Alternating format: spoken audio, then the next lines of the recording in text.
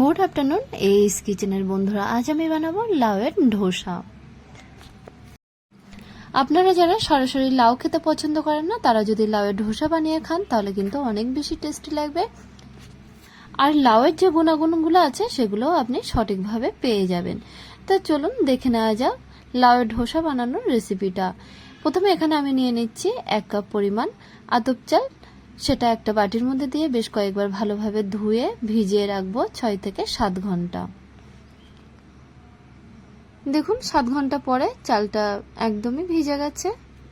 এখন চালগুলোকে জল ঝরিয়ে নেব।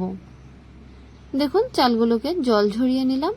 আর চালের সাথে নিয়ে নেব 1 বাটি কিউব সাইজের করে কেটে রেখেছি লাউ, আর নিচ্ছি 3টে কাঁচা লঙ্কা, আদা এবং কারি পাতা। এবার ভেজা চালগুলো একটা ব্লেন্ডার জারের মধ্যে দিয়ে বেশ ভালোভাবে পেস্ট করে নেব। তারপরে একটা ছাঁকনি দিয়ে ছেঁকে নেব।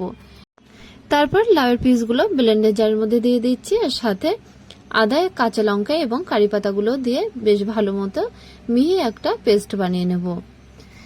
চাল এবং লাউয়ের পেস্টগুলো একসাথে মিশিয়ে তার মধ্যে দিয়ে দিচ্ছি স্বাদ মতো লবণ, ছোট চামচের হাফ চামচ জিরে পাউডার, হাফ চামচ গোলমরিচের পাউডার এবং হাফ চামচ চিলি ফ্লেক্স। এই সবগুলো দিয়ে বেশ ভালোভাবে মিক্সচারটার সাথে মিশিয়ে নেব। সবগুলো বেশ ভালোভাবে মিশে গেছে।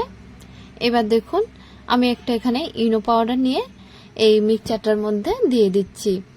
ইনো পাউডারটা ধোসার যে জালিটা কাটে সেটা ইনো পাউডারের জন্য কিছুটা হয়ে থাকে, সেজন্য আমি এখানে ইনো পাউডারটা অ্যাড করে নিয়েছি। এটা স্কিপও করা যেতে পারে। এবার মিডিয়াম ফ্লেমে ধোসা বানানোর জন্য একটা তাওয়া বসিয়ে দিলাম, দিয়ে তার মধ্যে 1 চামচ সাদা তেল দিয়ে দেবো। তেলটা টিস্যু পেপার দিয়েও মুছে নেব। দেখুন তাওয়ার চারিদিকে টিস্যু পেপার দিয়ে মুছে নিয়েছি। আর তার উপরে দিয়ে 1 হাতা লাউয়ের মিক্সচার। দেখুন লাউয়ের মিক্সচারটা দিয়ে তাওয়াটিকে এইভাবে ঘুরিয়ে নেব। অনেক সময় হাতা দিয়েও একটু রাউন্ড শেপ করা যায়। আমি এইভাবে ঘুরিয়ে নিয়েছি। দেখুন অনেকটাই ফুল হয়ে গেছে। এবার একটা ঢাকনা দিয়ে একদম লো ফ্লেমে বেশ কিছুক্ষণ রেখে দেব। 2 মিনিট লো ফ্লেমে রাখার পরে ঢাকনাটা তুলে নেব। এবার ধোসাটাকে উল্টিয়ে দেব। দেখুন নিচের সাইডটা কিন্তু একদম হয়ে গেছে।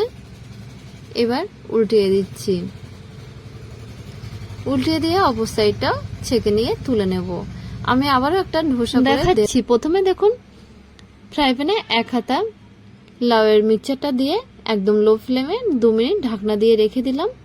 তারপরে 2 মিনিট পরে ঢাকনাটা তুলে নিয়ে উল্টিয়ে দেব। উল্টানোর আগে এখানে আরেকটু সাদা তেল ইউজ করলাম। তারপরে দেখুন উল্টে দিয়েছি। উল্টে দিয়ে অপর পিঠটাও একটু হালকা ছেঁকে নিয়ে তুলে নেব। এইভাবে সমস্ত ধোসাগুলো বানিয়ে নেব। তৈরি হয়ে গেছে লাউয়ের ধোসা। হেলদি এই লাউয়ের ধোসা ব্রেকফাস্টে আপনি খেতে পারেন, আবার অন্য যে কোনো সময়ও বানিয়ে খেয়ে নিতে পারেন।